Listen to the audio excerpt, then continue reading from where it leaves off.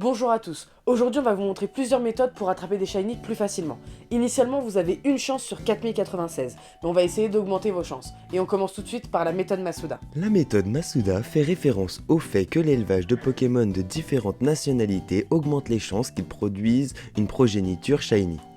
Par exemple, si vous obtenez un Pikachu de quelqu'un en France et que vous l'élevez avec un Pikachu que vous avez attrapé aux États-Unis, les chances que l'œuf soit shiny augmentent.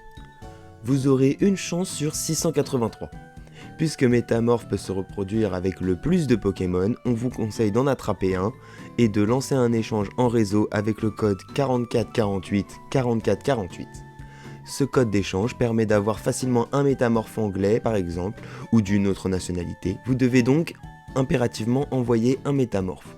On vous a indiqué où en attraper dans notre précédente vidéo. Il n'y a pas de pension, il faut pique-niquer. Et dans le panier au pied de votre table, il y aura un œuf si les Pokémon du pique-nique sont compatibles.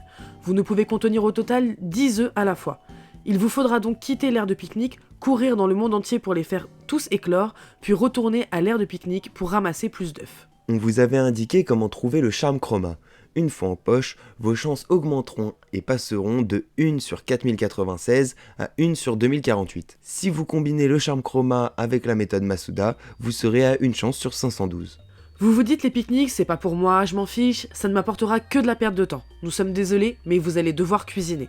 Si vous souhaitez augmenter vos chances d'avoir un shiny, certaines combinaisons d'aliments dans les sandwichs peuvent vous accorder plus de chances d'en trouver. Les sandwichs avec une aura œuf sont plus importants pour la reproduction shiny, car ils augmentent le nombre d'œufs qui apparaîtront. Pendant ce temps, les aliments avec un pouvoir étincelant vont vous rendre plus susceptibles de rencontrer des Pokémon shiny sauvages. Maintenant, si vous recherchez un type spécifique de Pokémon shiny, manger de la nourriture avec le pouvoir de rencontre pour ce type de Pokémon l'aidera à apparaître plus souvent dans les zones où il se reproduit déjà.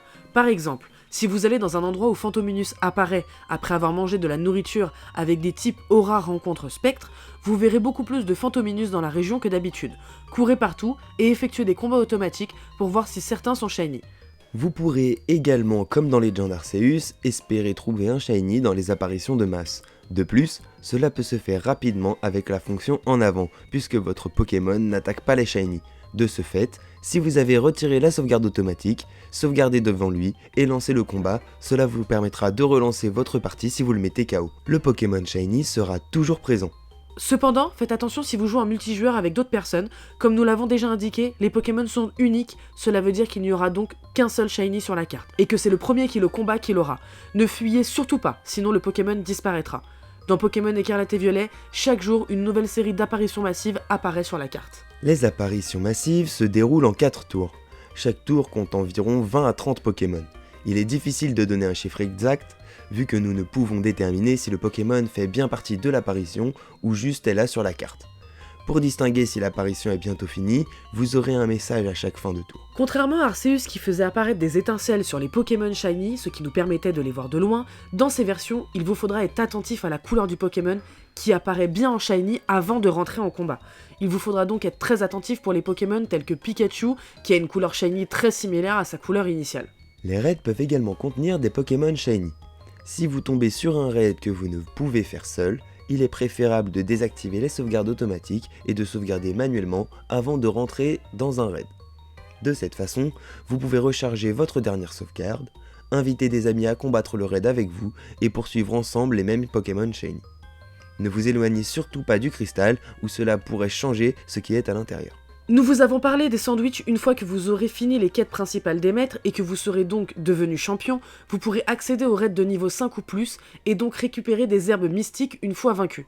Ces ingrédients sont importants pour la construction de sandwichs secrets qui augmentent les chances de shiny pour des types spécifiques, créant ainsi une apparition de masse pour ce type. Voici tous les ingrédients dont vous avez besoin pour chaque type. Quelques petites infos supplémentaires sur les Pokémon que l'on peut trouver en shiny. Si les starters et les légendaires sont shiny lock, ce n'est pas le cas des Pokémon Paradox. Vous savez, la forme du futur et du passé que l'on a déjà présenté. Vous pourrez les attraper en shiny, en sauvegardant devant le Pokémon et surtout en retirant la sauvegarde automatique. On le répète jamais assez, n'oubliez surtout pas. On espère que cette vidéo vous aura plu. N'hésitez pas surtout à laisser un commentaire et à vous abonner. Le nombre augmente en ce moment et ça nous fait très plaisir. Et sur ce, ciao!